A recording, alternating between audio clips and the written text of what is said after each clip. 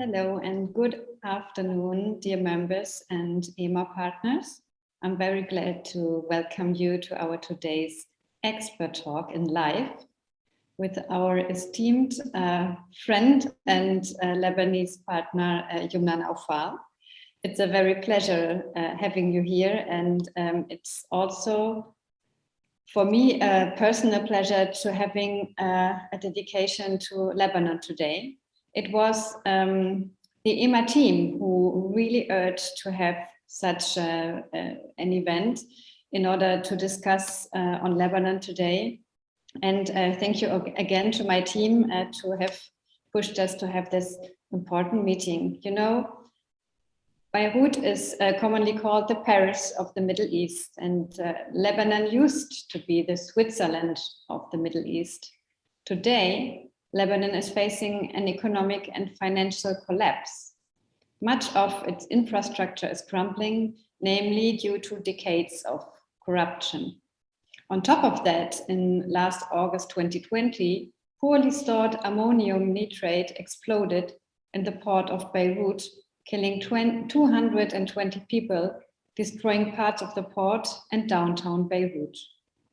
Results of this crisis were GDP contracting by 20% last year and inflation rising to no less than 90%. 3/4 of the population are now living below the poverty line. 3/4, yes. Lebanon just recently has formed a new government on September 10, so 2 weeks ago, led by Najib Mikati after months of political paralysis. The new government now must succeed in enacting reforms to secure foreign aid. We at EMA have always been in touch with our partners in Lebanon, and we think it is time to talk about what is going on in Lebanon. And it's time to raise awareness here in Germany on the problems, but also on the solutions we can commonly develop. Therefore, I am really proud to present to you today our esteemed Youmna Naufal. Some of you may still remember Mrs. Naufal from our Arab-German Women's Forum of last January. Today, we are switching roles, and it is my pleasure to present Youmna and her point of view in today's expert talk. Youmna Naufal is American Lebanese and director at Brunswick Group in Abu Dhabi. She has worked as the head of the English desk at Future Television in Beirut, and before this as a research assistant within the Department of Economic and Social Affairs at the United Nations in New York. As an accomplished and successful journalist, she has interviewed over 500 political, social, and cultural figures, including former French President Nicolas Sarkozy, WikiLeaks founder Julian Assange, and Brazilian football player Ronaldinho. She is also the creator, producer, and host of Why Chats, a show with Lebanese guests covering a various range of topics from politics to culture geared towards the youth. This live expert talk on Lebanon intends to shed light on the current situation and possible ways to recover and build infrastructure through the bright expertise and knowledge of Youmna Naufal and her personal experience, as well as, of course, answering questions from the audience right after our talk. So please do not hesitate to write questions into the chat. We will be happy to answer them in the end of this session. Dear Youmna, I am so glad you accepted our invitations. Warm welcome to our expert talk. Thank you for having me. In your function as a journalist, you have been a strong voice for Lebanon in the past years. This summer, you moved to Abu Dhabi. We imagine this was a hard choice. What made you take it? Yeah, I mean, it is difficult because, you know, when I moved to Lebanon 10 years ago, I moved with the hope of contributing to the country. And I think, you know, everybody who moved back did in many ways, but I think after last year and the August 4th explosion, I think something in us changed. I think, before the August 4th explosion, obviously there was the pandemic and that was affecting everybody. But even before the pandemic, Lebanon had just started what we call the October Revolution. I don't know if you're aware of this. I'm sure you've seen it in the news. So in October of 2019, the government decided to install a tax on WhatsApp. And that was kind of like the last straw that broke the camel's back. People went down to the streets and it became there was this huge uprising of people just demanding their basic rights. In 2019, Lebanon, we'll talk about today later in a little bit, but in 2019, Lebanon still did not have 24 hours electricity. Lebanon had water shortages. Lebanon had a waste crisis. Waste was piling up all over the streets of the capital, all over Lebanon. There was not fair representation in terms of, enough women in politics, enough young people in politics, nobody's voices heard. The same warlords that got out of the civil war that ended in 1990 were still the ruling party. And so people went down to the streets and there was this huge uprising. And the conditions of the country were exacerbated because the Lebanese pound was starting to become devalued, and then the pandemic hit, and then the explosion on August 4th. This was the third biggest non-nuclear explosion in the history of the world. And to have it happen to a country that was already on the brink of collapse, I think after that, we all, I remember thinking, I was reporting at the time, and I was, like any journalist, you're in the heat of the action, and you're in the moment, and so you kind of work like a machine because it's so hard to process that this thing happened, because it's so it's inhuman, it's unnatural in so many ways, on so many levels. I just remember working nonstop because there was so much going on. All eyes were on Lebanon. And I think a week in, I walked into my house and I think I was alone in my room for a little bit, and I broke down. I just remember thinking, this is not what I want my life to be like. And I'm one of the few that are privileged enough, to not just have a Lebanese citizenship. I'm also American, as you said, Clara. And I started applying. I just remember thinking that, at this stage in my life, and I know everybody feels the same because a lot of people did leave Lebanon. It's not normal to have to go through this. We deserve better. And so the decision to move to Abu Dhabi, I've always liked Abu Dhabi. I was born and raised in Saudi Arabia. I would spend my summers in Dallas, Texas, and then my winters in Beirut. So there's a little bit of a cosmopolitan feel there. And then I went to New York for my graduate studies. And I remember thinking, do I go to the US because I'm American, or do I stay in the region? And I felt like, let me stay in the region because I still want to contribute to Lebanon in the best way that I can. And so after 10 years, I left. Sorry, I took you all through the story, but I left and I came here. No regrets, but it is tough. And I think we moved for a better life, right?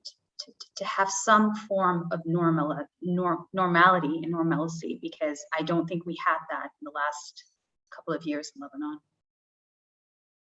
Thank you for those very personal insights. We really appreciate it. And I'm sure you still are in close contact with your family, friends, and partners in Lebanon. And let's talk about them. So how are the Lebanese coping with their everyday life now in this difficult situation? So those who cannot leave or who still try to stay and to build up the country, what are their support systems? How is the energy supply crisis going on? Are there first solutions coming in now after the elections? Well, you started off, thank you for that question. You started off with a very good question by asking, why move to Abu Dhabi? Because it's interesting. I was reading through the news today, and the World Health Organization chief, Dr. Tedros Adhanom Ghebreyesus, I hope I'm saying his name right. It's interesting because a few days ago, he gave a statement, and he says that there is no country in a crisis like Lebanon. And, we're not exaggerating here. There is no crisis like what this is. Pretty much one of the worst. Lebanon went through a 15-year civil war. People who have lived that war will tell you that what the country's going through today is worse. It's worse than a civil war. That's how bad it is. It's not an exaggeration. And it speaks for itself, right?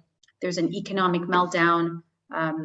There's an alarming brain drain. So, just like I left, all the young people that could bring hope to new leadership, new politics, new breath of life have also left because there is nothing going on that seems positive. The country is in a dire situation. Medical centers are closing down because there are fuel shortages. If you've seen, I'm sure you've seen these pictures of cars just kind of parked for miles and miles in front of gas stations just so they can fill up on fuel because of the shortage. Nurses, doctors, medical staff moving overseas because they're short on medical supplies. And don't forget that out of a country of 4 or 5 million people, 1 million of those are Syrian refugees, and they were already in need of emergency and development support. So you can imagine the state of what's going on today. It's really, really bad. And I'm being politically correct about it. Hospitals have been warning for months that a shortage of staff is going to make things worse. The other day, a friend of mine said that, open heart surgeries were canceled because of limited fuel at the facility where they were planned to take place. So the basics are not there. There's no electricity. I think they're getting 2 hours of electricity a day, and the generators run on fuel. There's no fuel. Cars can't go, because again, there is no gas. And so, I know a lot of people have asked about this. Pharmacy shelves have been bare because of panic buying, people hoarding, the lack of imports. The Lebanese pound, the Lebanese currency, has lost 90% of its value since October 2019. 90% of its value. So banks, just to talk a little bit about that, since we're talking about the finance, banks have suspended any international payments. The government has run low on foreign reserves for imports. It's not good. It's not good. And it probably won't be good for a while. There was a, as you said, I think in your introduction, there was a Lebanese government that was formed just last week. And it comes after a year of political deadlock that has really basically broken the country even more so than it was. And of course, there's promise to address the crisis, including talks with the IMF. They're hoping to start reforms to get some of that reform liquidity in and capital in so that they can try to rebuild the country and, have it be maybe on an upward path. But it looks like it's going to be very difficult, and it definitely looks like it's going to take a lot of time. I hope there will be enough breath left. And it's tough. It's tough. I know I'm so sorry to my audience because I feel like I paint such a negative picture, but this is, and I'm trying to be politically correct about it, but it is as bad. Sometimes we exaggerate, but this is not an exaggeration. It is that bad. People are leaving. The situation is not what it was a year ago. People will even tell you that after the explosion, it was still better than what it is now. So things have just deteriorated gradually. And now we're here. And so we have this new government where the prime minister has pledged to bring Lebanon back into the Arab world, but it's so difficult to navigate this because it's such a sensitive time for the country. Yes, and those who know EMA know also we are always looking for opportunities, and rather than tackling only the challenges, but sometimes you need to tackle the challenges in order to move on. And of course, what we are asking ourselves and what our members are asking also is, how can the international community and how can we as German actors, be it politicians, businesses, organizations, etc., what can we do to support the Lebanese? It's very kind, because that's such a good question. Always grateful for our international supporters, and Germany specifically, that has done so many efforts, so many German NGOs that are in Lebanon. When I think about it, I think the first thing that comes to my mind is we have to put pressure through the EU if we can on Lebanese politicians that usually are really the main. I mean, it's hard not to be political about it, but they tend to block the reforms. Their assets are, it'd be nice if their assets were frozen abroad, because no one in Lebanon can now touch their money in the banks, especially their dollars. Most importantly, I just think that the people on the ground and the nonprofit and the non-governmental organizations are really doing some of the good groundwork. And they help families, hospitals. So I think the best thing to do, and I've seen this done across the board, is just to support NGOs and people directly if you can. I don't think, the politics unfortunately have failed the country. So usually when I say maybe collaborations, things of the sort, because that's probably the best credible source we have right now. People on the ground doing the work, showing you they're doing the work. It's transparent, it's direct, it gets to the people, it's by the people. So when I think about that, that's the first thing that comes to my mind. Thank you so much. I also have two more things that come to my mind. It's the youth you care especially about. But before we talk about the youth, maybe we talk about women, because it's also women who often lead out of crises. And when we look at this new government, it's still remarkable that there's only one female minister out of 24. So what is your perspective on the situation of women in Lebanon? They are not very well represented already, but do they play a specific role in recovery? They do. It's really unfortunate when you look at this government and you see, it's a joke. Let's call a spade a spade. It's a joke when you only have one woman among 24. I think obviously this is a big problem, and you cannot help a society without bringing up and shedding light on 50% of that society, which is women. And it's very sad to see that Lebanon, which is considerably more progressive than one of the most progressive countries in the region, to see that this is the situation that it is. However, government isn't everything. I think government has failed the country, and this is a fact. Government has failed the country over and over. Unfortunately, the way that the rule of law works is when a country is in the ground and it's broken, you blame the leaders, right? You don't blame the people, you blame the leaders. So the leadership, you don't want to call it government, the leadership has failed the country. So I don't know if anybody is still looking at the government, expecting it to, after everything that it's done for the country, expecting it to just have women at the table. Women are leading, again, it's the same thing, on the ground with NGOs, in the arts industry, in the medical industry, in the education industry.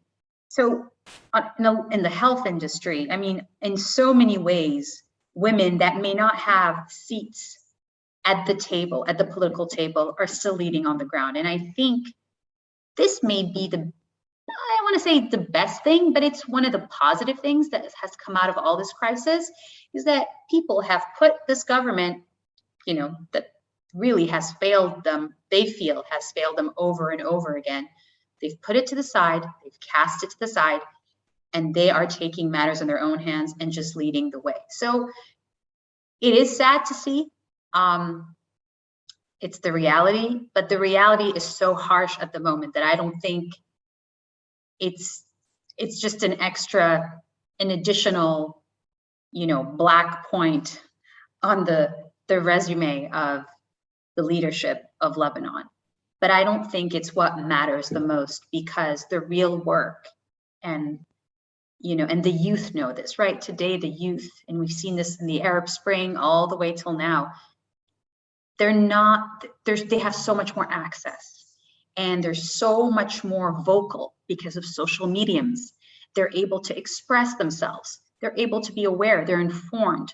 So they also, those channels have given them and have empowered them by giving them a platform by which they can use their voices and do things and get, and hold people accountable and criticize when there's a need for criticism.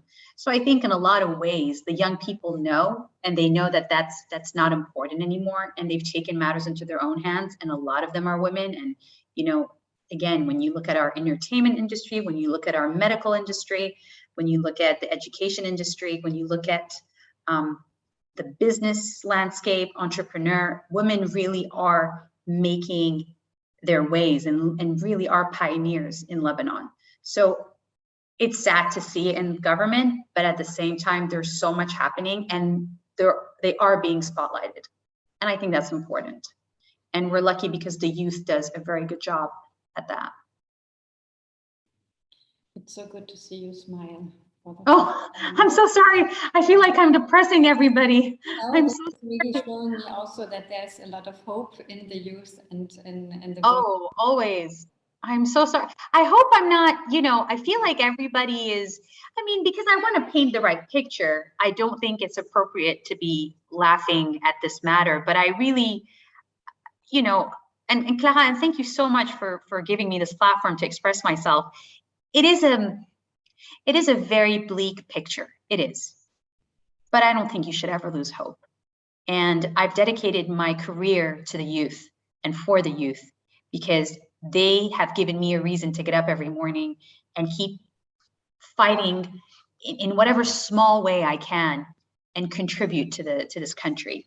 And so I do believe that they are the key to the future, and our hope lies with them. And I'm not alone to really want to help them for everything. So there definitely is a reason to smile. Yeah. Yeah, this was no offense. It was rather also. Oh, no. I was just saying, I just don't feel like I feel like I've depressed your audience. Yeah. It was our ultimate goal today to really raise awareness. Because you mentioned before that the news are full. I would say yes, partly, but I spoke to so many Germans, even Germans who know our EMA region a little bit or pretty well, and there is not awareness about this situation as it is. And therefore also a question that just came into the chat, it's about a journalist in Lebanon itself. So how does the crisis affect journalists' working conditions in the country? How does it affect press freedom in general? From Christopher Resch to you. And please, all other participants, if you have questions, we collected some questions before, I can read them out too, but feel free to write anything you would like, also some comments into the chat. Thank you for your question, Christopher. So I was a journalist for 10 years, and the ironic thing with journalism is when there is a crisis, there's more work. So journalists tend to flock to countries where there are crises because it's interesting, right? There's a lot more to report on. It never gets boring. There's always a story. So in terms of the working conditions, journalists who live in Lebanon or travel to Lebanon to report on stories pretty much know what they're in for, because it's kind of the work of journalism in general. press freedom in Lebanon is actually a lot better than in other countries in the region. Again, because of social mediums and because of it being a little more progressive than maybe its neighboring countries, it's not that bad. And it's, they are able to share their stories. They're able to be unfiltered. And so I would, to answer your question, I think it's been okay for journalists in general. I mean, it's not worse than anywhere else. Like when you go report on war or you report on, situations with refugees. So in that sense, I think they know what they're in for usually. There's some more questions coming in. What is your view on rebuilding of the port and the destroyed urban area of Beirut? Do you think that the civil society is interested in it with regard to the huge problems with energy, fuel, currency, food, and would like to be included, participated in the process of reconstruction? The question is from Steffi Karsten. Thank you, Steffi. I think there is there's an effort, a very big effort by civil society to, one, put together political parties, and there are parliamentary elections that are supposed to take place in May of 2022, so May of next year. And so they're really trying to push the political agenda to have these independent parties created by civil society to kind of move away as an alternative from that leadership that they hold accountable for all of Lebanon's woes. I do think that they will play a part. I'm hoping that they'll get a seat at the table because, again, that's really what's going to help the country move forward. And, it's interesting that you mention energy because, unfortunately, in Lebanon, everything is political. And we have a group called Hezbollah who are considered a terrorist group by pretty much all Western countries. And when it comes to energy and fuel, well, Hezbollah is aligned with Iran, and Iranian fuel just entered Lebanon without authorization, despite US sanctions, just a couple of days ago. And it was interesting because I read an article that said that with that happening through Hezbollah has really cemented itself as Lebanon's leaders. And that's a problem. And why is it a problem? Because they don't represent all the Lebanese, and they tend to be, it's a little sensitive when what they consider to be the heads of the country, according to this article, is actually categorized as a terrorist group by many, many countries.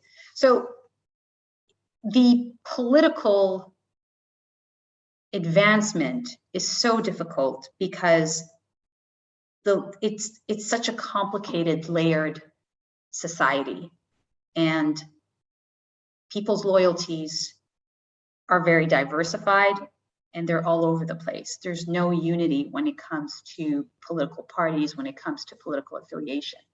So I really do think, to answer your question, that civil society is kind of the only solution, because we need those independents to get in there and try to move things away from the current political, the political establishment that has been there forever and that has really, really proven that no matter what, we're staying. It's mind-boggling, but that's what the situation is. Thank you. I have seen no more question in the chat. I could easily take one of the questions we received before. Maybe we can talk a bit more, because you said so many people from or Lebanese people have left. So you talked about brain drain. Is the diaspora somehow organized? And can you explain a little bit how this is going? Yes. So the Lebanese diaspora, which it's funny because we're all all of us who are speaking now are kind of part of it because we've all left, and it's definitely proven to be a very important part of what's next, because they're able to vote today. And so there's a big lobby to try to get people in DC and London and Paris and Berlin and Istanbul, in Singapore, just to get these people to send in their ballots, to, help out. They've been helping out in terms of providing pharmaceutical goods. I mean, baby formula. I mean, there was a huge run and drive to kind of get those basic needs. I think it was baby formula, diapers, medication, just to get them to Lebanon because of the situation and how bad it is. And that, those are different pockets of the diaspora that are really giving back. And so they play a very essential role and an enormous role in keeping the country afloat, right? Because today, somebody was explaining to me, we're here, but our mother or our grandmother is still in Lebanon. And so when we go, or when we send in that, that capital, or, we're still helping keep the country afloat. So the Lebanese diaspora is vital to Lebanon. Thank you. What I'm taking out of this intense half an hour with you is, despite the crisis, there's hope. We need concrete projects with people on the ground, civil society namely. Women and the youth are key. And you can provide us with even more contacts and insights if ever we need you. I'm sure I already have a lot going on in my brain right now. We are also at EMA already in preparing concrete projects with regard to building up solutions. And this was for sure not the last time we invited you to one of our panels. Thank you so much, dear Youmna. We wish you all the best. And I would like to give you a last final floor in order to raise any issue that comes to your mind. Thank you. No, thank you for having me. I almost feel apologetic for it being intense, because I do try to shed a positive light as much as I can, but it is difficult because at the end of the day, you don't want to paint a picture that's not realistic. And as you said, the main takeaway is that it's supporting youth-related projects in Lebanon, because the youth represent the heart of any nation. And when you support that, you help fight youth unemployment, you help give them a purpose and really help them. A lot of NGOs are helping them develop their skills, and really skill building is going to be important for the future. Supporting, I know we mentioned the diaspora. I'm part of a campaign, a terrific campaign called Jobs for Lebanon, because when the crisis started, the diaspora basically was able to outsource what it needed from Lebanese people living in the country, and was able to pay them in dollars and then have them basically do, because everything was remote. Kind of the good things of COVID is that you could kind of work from everywhere. And so when everything became online, a lot of the Lebanese diaspora would get some people in Lebanon that would that would match certain jobs and help them have employment and have a steady income when there was none. So, and again, there are NGOs helping seniors, helping the youth. So I think it's interesting to see that the people, all our hope lies within the people. All our hope lies with the youth. I mean, it was true 10 years ago when I arrived to the country. It's still true today. And it's nice to see that that's kind of been the constant. And here's to, the only good news from all this is when things are this bad, the only way to go is up. So hopefully better days are ahead. And here's to a brighter future for the country and everybody. Because I know everybody's gone through a hard time with COVID and everything. So here's to better days. Thank you very much. We are all here in order also to assist Lebanon and to be part of the solution. Let's stay in touch. Thank you very much, dear audience, for your interest. And please get back to the EMA if you have any project or any concrete idea. We are there for you to partner and to boost it, because the Lebanon and the Lebanese are the core of our attention now. And all the best to everyone. Stay healthy and let's do the best for Lebanon. Thank you so much, Clara. Thank you.